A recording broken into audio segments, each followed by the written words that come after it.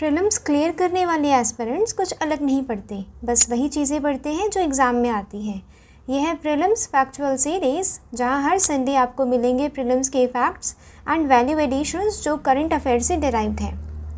अगर आपको prelims crack करना है तो ये वीडियो आप मिस नहीं कर सकते। ये है प्रीलिम्स फैक्चुअल सीरीज़ का पार्ट 5 एंड ये वीकली करंट अफेयर से derived current affair and value addition है, जो आपके प्रीलिम्स 2026 यूपीएससी वाला एंड अभी यूपीपीएससी, बीपीएससी एंड ईपीएफओ जो एग्ज़ाम्स आ रहे हैं उनके लिए इम्पोर्टेंट होगा। वीकली 25 अगस्त से 30 अगस्त तक ये कवर करता है। This is important for your these exams. ठीक है, स्टार्ट करते हैं आज का लेक्चर। सबसे पहले हम देखेंगे मिशन सुदर्शन चक्र। यहाँ पे वीकली करंट अफेयर है। ठीक है, तो जो मैं डेली एनालिसिस में करवाती हूँ वो तो रहेगा ही, उसका एक रिकैप रहेगा, राइट। एंड जो अलग चीज़ें जो कभी छूट गई हो गलती से, वो वाली भी आज मैं कवर करवाती हूँ। ठीक है, तो इसीलिए मिस करना बिल्कुल मत भूलिएगा, मिस मत करिएगा, आई एम सेइंग। ठीक है, मिशन सुदर्शन चक्र पहली अब ये पहला टॉपिक है। 79th इंडिपेंडेंस डे के दिन इसे अनाउंस किया गया था लाल किले से पीएम मोदी के द्वारा। मिशन सुदर्शन चक्र बेसिकली है क्या? ये एक डिफेंस इनिशिएटिव है aimed at building and advanced multi layered security shield. जैसे कि ईरान का आयरन डोम है ना, वैसा ही इंडिया में मल्टी लेयर्ड सिक्योरिटी शील्ड होगी, क्योंकि आतंकवाद ऐसे वाले एरियाज़ को ज़्यादा टारगेट करते हैं, जैसे कि strategic, civil and religious sites हो गई, and hospitals, railways, worship centres. ठीक है, तो इन्हीं पे ये मिशन सुदर्शन चक्र लागू किया जाएगा and technological upgradation and updation होगा। नेक्स्ट पढ़ेंगे जी ये पीवीटीजीज़ के बारे में। पीवीटीजीज़ होते हैं पर्टिकुलरली वुल्नरेबल ट्राइबल ग्रुप। कॉन्टेक्स्ट इनका क्या है, न्यूज़ में क्यों थे ये? क्योंकि पीवीटीजीज़ को इंक्लूड करने की बात हो रही है इन द अपकमिंग सेंसस। 2011 के सेंसस में इन्हें शेड्यूल ट्राइब की कैटेगरी में रखा गया, बट इस बार कहा जा रहा है कि इनकी एक अलग से कैटेगरी बनेगी पीवीटीजीज़ के नाम से, जिनमें इन्हें लिस्ट किया जाएगा। ठीक है जी, अब इम्पॉर्टेंट क्या हो जाता है यहाँ पे? वैल्यू एडिशन पढ़ना। वैल्यू एडिशन हम पढ़ेंगे पर्टिकुलरली वुल्नरेबल ट्राइबल ग्रुप के बारे में। तो ये इंट्रोड्यूस किया गया था देवघर कमीशन के द्वारा इन 1960-61 एंड ये सब कैटेगरी ऑफ शेड्यूल ट्राइब है, बट मोर वुल्नरेबल है। क्यों वुल्नरेबल है? Pre agricultural level of technology, pre agricultural level. ठीक है, यानी कि hunting and gathering, stagnant and ये डिक्लाइनिंग पॉपुलेशन है, बहुत कम पॉपुलेशन होती है ऐसे पर्टिकुलरली वुल्नरेबल ट्राइबल ग्रुप की। शेड्यूल ट्राइब नहीं बोल रही हूँ, क्योंकि गोंड, संथल इनकी ये पॉपुलेशन है। मैं यहाँ पे सिर्फ पर्टिकुलरली वुल्नरेबल ट्राइबल ग्रुप की बात कर रही हूँ, जिनकी पॉपुलेशन बहुत ही कम होती है एंड डिक्लाइनिंग होती है। एक्सट्रीमली लो लिटरेसी यहाँ पे इनमें रहती है। सब्सिस्टेंस लेवल ऑफ इकोनॉमी, खुद ही जो भी उगा रहे हैं, खा रहे हैं। ठीक है, हंटिंग एंड गैदरिंग करके किसी तरह जीवन यापन कर रहे हैं। नंबर ऑफ पीवीटीजीज़, कम से कम 75 पीवीटीजीज़ आइडेंटिफाई किए गए हैं so far. 18 states and 1 union territory. हाँ जी, कौन सी territory? Union territory, Andaman and Nicobar island. और हाईएस्ट इनकी जो पॉपुलेशन है वो कहाँ है? हाईएस्ट नंबर ऑफ पीवीटीजीज़ कहाँ है? ओडिशा में। ये दो चीज़ें आप याद रखेंगे। फैक्चुअल इन्फॉर्मेशन है, प्रधानमंत्री जनजाति आदिवासी न्याय महाअभियान 2023 में, जिसे कहते हैं पीएम जनमन, किसके लिए लाया गया? अगर पीएम जनमन आएगा ना आपके यूपीपीसीएस में या फिर बीपीएससी में, राइट, जो भी अदर दिन यूपीएससी वाले होते हैं एग्ज़ाम, तो अगर पीएम जनमन आएगा कि ये किस लिए था, तो आपको पता चल जाना चाहिए कि ये शेड्यूल ट्राइब की एक जो सब कैटेगरी है पीवीटीजीज़, यानी कि पर्टिकुलरली वुल्नरेबल ट्राइबल ग्रुप, उनके लिए लाया गया था। एंड शेड्यूल ट्राइब का जो आर्टिकल है वो वाला कौन सा है? 342। 342 आर्टिकल है बट इन्हें अलग से रिकॉग्नाइज किया गया है बाय पॉलिसी, ठीक है, क्योंकि मोर वुलनरेबल है। क्योंकि देखिए जो भी अलग शेड्यूल ट्राइब है ना, जिनकी पॉपुलेशन ज़्यादा है, वो ज़्यादातर बेनिफिट्स उठा ले जाते हैं, ठीक है, सरकार के। अब पर्टिकुलरली वुलनरेबल ट्राइबल ग्रुप को भी आगे बढ़ाने की बात जब होगी तो इन्हें क्या किया जाएगा, इनकी एक सेपरेट लिस्ट बनेगी सेंसस में, ठीक है, ताकि इनके सोशो इकोनॉमिक बैकग्राउंड को पता लगाया जा सके एंड इनके लिए वेलफेयर स्कीम्स लाई जा सके। नेक्स्ट CISF था जी न्यूज़ में। क्या था कॉन्टेक्स्ट, क्यों था ये न्यूज़ में? ऑल वुमेन कमांडो टीम बनेगी पहली बार, किसमें? CISF में। CISF central industrial security force, पढ़ते हैं इसके बारे में। स्टैब्लिश की गई थी 1969 through CISF act of 1968। Armed forces of union है, ठीक है। मिनिस्ट्री ऑफ होम अफेयर्स, यहाँ पे ध्यान रखिएगा, क्वेश्चन कैसा आएगा, मिनिस्ट्री ऑफ डिफेंस बोलेंगे, ठीक है। आपको क्या याद रखना है, मिनिस्ट्री ऑफ होम अफेयर्स। इसका हेडक्वार्टर कहाँ है, न्यू दिल्ली। मोटो भी याद रखेंगे, ठीक है, प्रोटेक्शन एंड सिक्योरिटी। ये क्या करते हैं, ये सिक्योरिटी प्रोवाइड करते हैं to industrial units, infrastructure and facilities of strategic importance. Ports हो गए, इंडस्ट्रीज़ हो गई, एयरपोर्ट्स हो गए, राइट। यहाँ पे सिक्योरिटी प्रोवाइड करती है CISF। नेक्स्ट देखेंगे जी गगनयान मिशन। गगनयान मिशन क्यों न्यूज़ में था? एयर ड्रॉप टेस्ट, ये जो टेस्ट होता है इसे कंडक्ट किया गया था सक्सेसफुली। कहाँ पे कंडक्ट किया गया था? 40 किलोमीटर ऑफ श्रीहरिकोटा। श्रीहरिकोटा पता है ना, वहाँ से लॉन्च किए जाते हैं, वहाँ से मिशन वो लॉन्च किए जाते हैं, ठीक है। ड्रॉप्ड फ्रॉम 3 किलोमीटर की हाइट, 3 किलोमीटर की हाइट में क्या कह रही हूँ, this is sea level. Above sea level से 3 किलोमीटर की हाइट से ये पैराशूट्स ड्रॉप किए गए। पैराशूट्स ड्रॉप किए गए क्यों? क्योंकि हम ह्यूमन को भेज रहे हैं गगनयान मिशन में, तो ह्यूमन को वापस भी तो लाना है वहाँ से, तो इसीलिए यहाँ पे टेस्ट सक्सेसफुली कंडक्ट किया गया चिनूक हेलीकॉप्टर का यूज़ करते हुए, ठीक है। ये देखिए यहाँ पे बे ऑफ बंगाल की तरफ आ रहे हैं। गगनयान के बारे में पढ़ते हैं। फर्स्ट अनमैन्ड, ये जो टेस्ट फ्लाइट की गई थी अभी जब बताया, ये अनमैन्ड है, ठीक है, क्रूड फ्लाइट है। अब गगनयान मिशन के थ्रू क्या होगा, यहाँ पे 2 से 3 एस्ट्रोनॉट्स को लो अर्थ ऑर्बिट में भेजा जाएगा। अर्थ का लो अर्थ ऑर्बिट जो कम से कम 400 किलोमीटर दूर होता है वर्टिकली, ठीक है। बजटरी आउटलेट इसे कितना है, अराउंड 10,000 करोड़।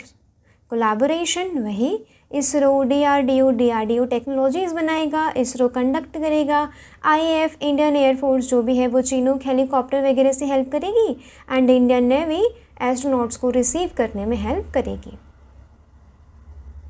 ठीक है। नेक्स्ट क्या है, PM स्वनिधि।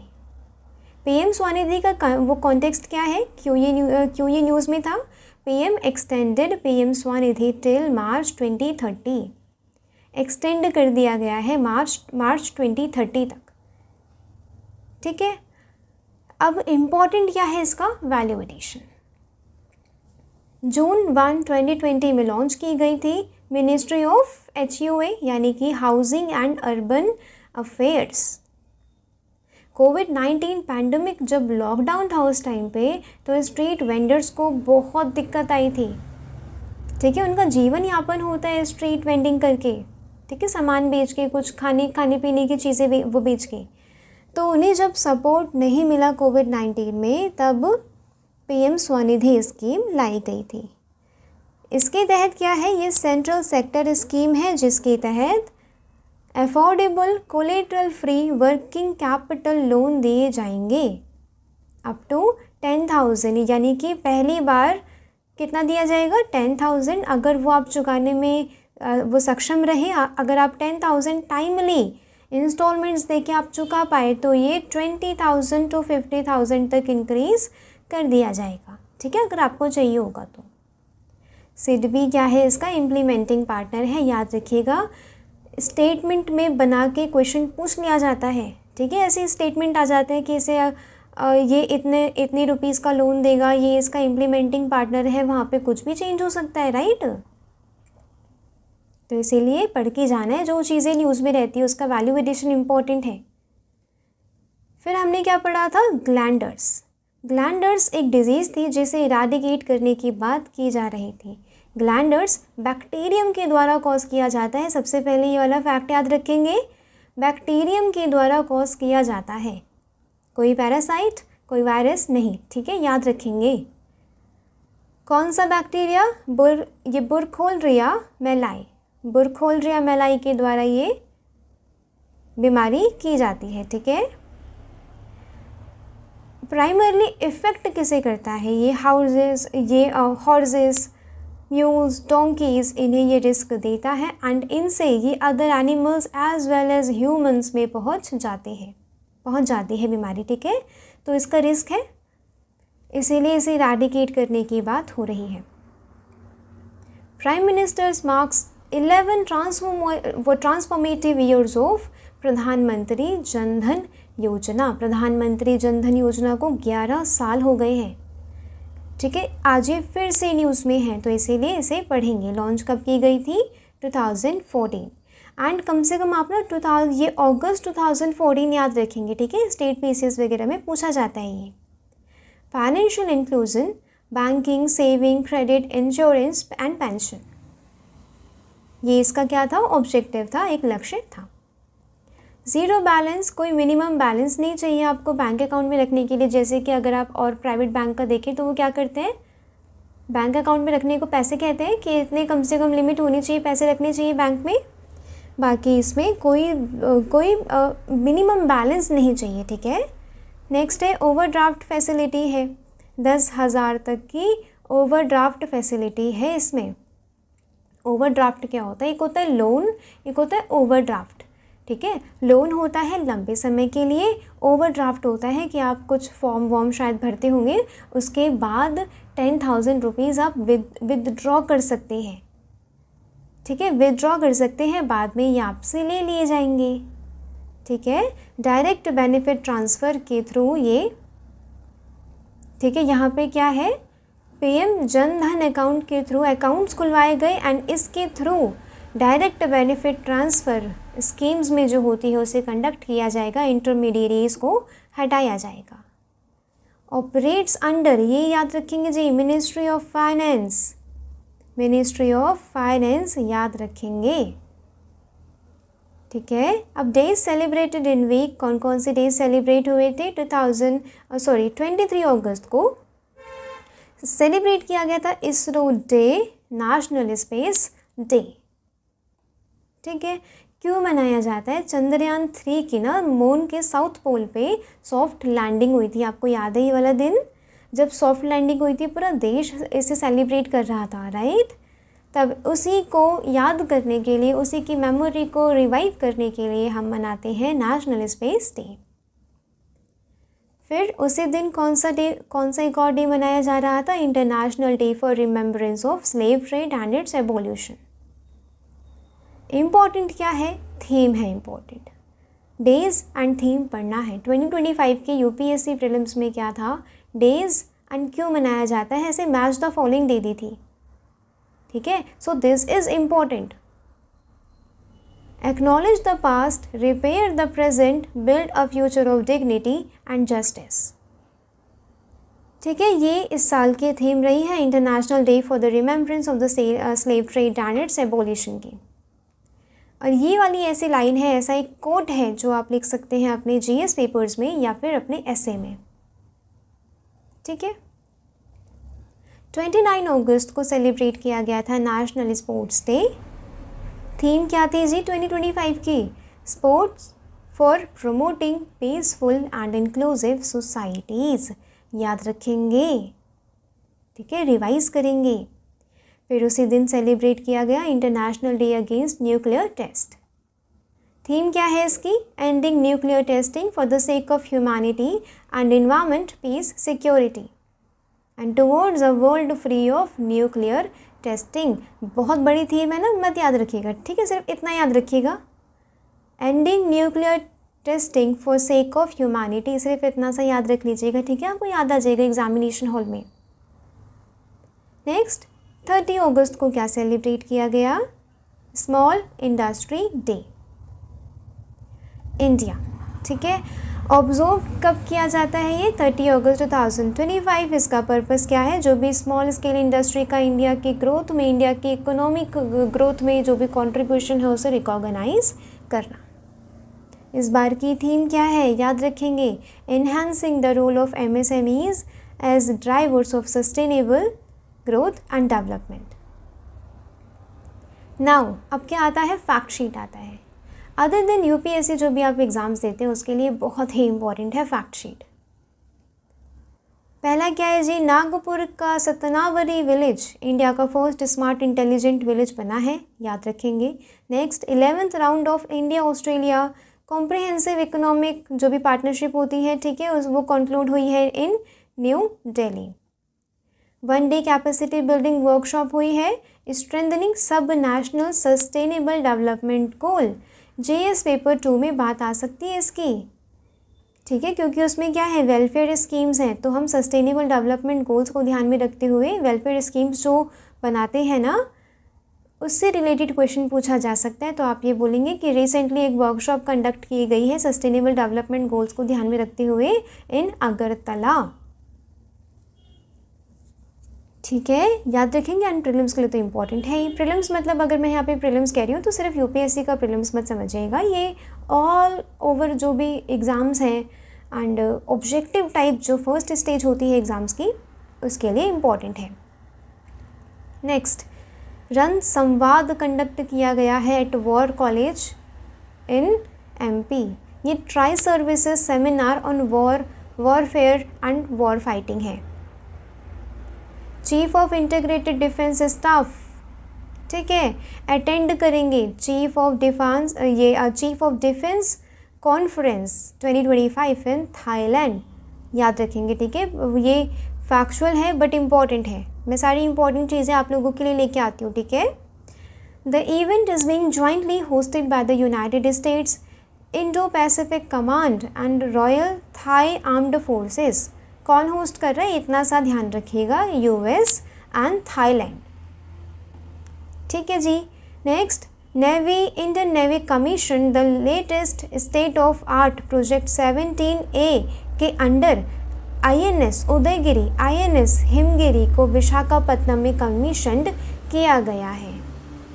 ये भी मैंने आपको काफ़ी पढ़ाया था, ठीक है, बहुत न्यूज़ में था ये उधर, याद रखेंगे। अगर आपने कवर नहीं किया है तो कृपया करके आज पढ़ लीजिए। आयुर्वेदा डे को सेलिब्रेट करने के लिए एक डेट स्पेसिफाई की गई, दैट इज़ 23 सितंबर। पहले आयुर्वेदा डे मनाया जाता था, जो धनतेरस होता है ना दिवाली के पहले, उस दिन धन्वंतरी का बर्थडे माना जाता है, ठीक है, उस दिन सेलिब्रेट किया जाता था आयुर्वेदा डे। धन्वंतरी कौन? God of Ayurveda, right.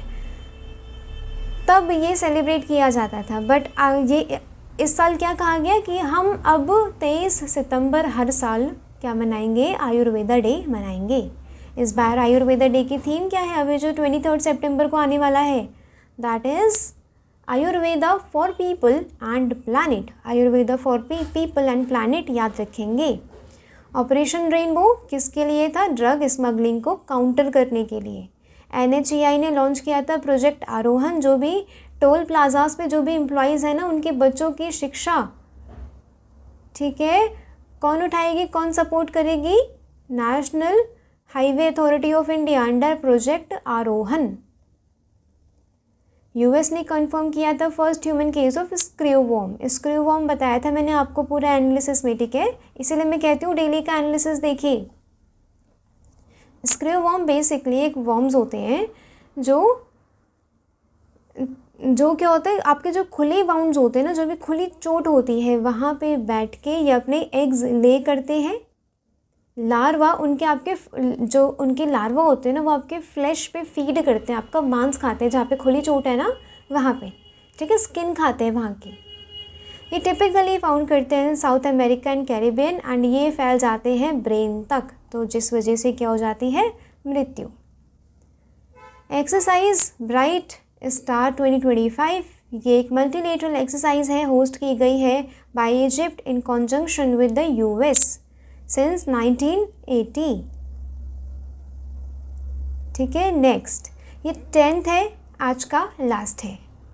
10 कम से कम मैं यहाँ पे न्यूज़ डिस्कस करती हूँ, एंड फैक्ट शीट में भी आज 10 फैक्ट्स ऐसे थे जो एग्ज़ाम्स के लिए इम्पोर्टेंट थे। क्या पढ़ा था जी हमने? Shanghai Cooperation organisation. जापान के बाद पीएम मोदी जी गए चाइना। ठीक है जी, अब चाइना में क्या होगा? वहाँ के तियानजिन में क्या होगा? शंघाई कोऑपरेशन ऑर्गेनाइजेशन के समिट को कंडक्ट किया जाएगा। हमारे लिए क्या इम्पोर्टेंट है? क्या इम्पोर्टेंट है बताइए? Shanghai Cooperation Organisation. भाई मैं कहती हूँ कि वैल्यू एडिशन पे भी ध्यान देना चाहिए। ठीक है, ऐसा नहीं होता कि हर एग्ज़ाम बिल्कुल न्यूज़ ही डायरेक्टली पूछ लेती है। नो, क्या पूछेंगे आपसे? पेरिफेरल एरियाज पूछेंगे। ठीक है, शंघाई कोऑपरेशन ऑर्गेनाइजेशन फाउंड की गई थी इन 2001, established by China, Russia, Kazakhstan, Kyrgyzstan, Tajikistan, Uzbekistan. ठीक है, अब करेंटली इसके 10 मेंबर्स हैं। मेंबर्स आप लोग याद रखेंगे, पहले वाले स्टैब्लिशिंग कंट्रीज़ तो है ही। इंडिया ने ज्वाइन किया 2017 में, पाकिस्तान ने बिल्कुल हमारे पीछे पीछे साथ में ज्वाइन किया, ईरान ने 2023 में, एंड बेलारूस याद रखेंगे। ठीक है, बेलारूस ने 2024 में ज्वाइन किया। कवर करता है 24% of world's land area. Land area आप देखिए, रशिया है, चाइना है, इंडिया है, बड़ी बड़ी कंट्रीज़ है। ठीक है, तो ये 24% ऑफ लैंड एरिया को कवर करता है, एंड 42% ऑफ ग्लोबल पॉपुलेशन। दो बिग पॉपुलेशन वाली कंट्रीज़ हैं इसमें, इंडिया एंड चाइना। तो याद रखेंगे 42% ऑफ ग्लोबल पॉपुलेशन को कॉन्स्टिट्यूट करता है शंघाई कोऑपरेशन ऑर्गेनाइजेशन। तो thank you so much for watching till here. I really appreciate you कि आपने वीडियो यहाँ तक देखी है। पेशेंस नहीं है इतना किसी में। ठीक है, सब लोग शॉर्ट्स देख रहे हैं, उन्हें देखने दीजिए। आप अपना पेशेंस डेवलप कीजिए एंड अपने काम की चीज़ें देखिए। ठीक है, तो मिलते हैं इसी सीरीज़ के कंटिन्यूएशन में अगले संडे को फिर वही वीकली रिकैप होगा, एंड जो भी चीज़ें छूट गई थी, जो नहीं कवर हो पाई, जो नहीं पता चली, वो भी कवर किया जाएगा। आपको करंट अफेयर के लिए तो कहीं नहीं जाना फिर। ठीक है, अगर आप डेली एनालिसिस भी करते हैं ना, मैं जो करवाती हूँ उसमें मैं प्रीलिम्स और मेंस दोनों कवर करती हूँ। आपको मंथली मैगजीन भी पढ़ने की ज़रूरत नहीं है अगर आप डेली न्यूज़पेपर करते हैं अच्छे से। तो डेली न्यूज़पेपर और पीआईबी कवर करते हैं, मैं करवाती हूँ दोनों, मैं दोनों कवर करवाती हूँ। ठीक है, तो पढ़ेंगे आप, रिवाइज करेंगे। लेक्चर की पीडीएफ मैं टेलीग्राम चैनल पे दे दूँगी, जिसकी लिंक नीचे डिस्क्रिप्शन बॉक्स में मिल जाएगी। आज ही रिवाइज़ करिएगा, आज ही अपनी वैल्यू एडिशन करिएगा। अगर आपने डेली एनालिसिस वाली नहीं किया होगा, फिर भी आज एक और बार देखिएगा कि कुछ छूटा तो नहीं, कुछ नया तो नहीं पढ़ाया मैम ने, राइट? वो सारी चीज़ें आप इसमें वो देखिएगा। तो मिलते हैं अगले संडे, तब तक के लिए ध्यान रखिएगा। अब गर्मी से सर्दी आ रही है तो सीज़न चेंज हो रहा है। ठीक है, ध्यान रखिएगा अपना, तब तक के लिए जय हिंद।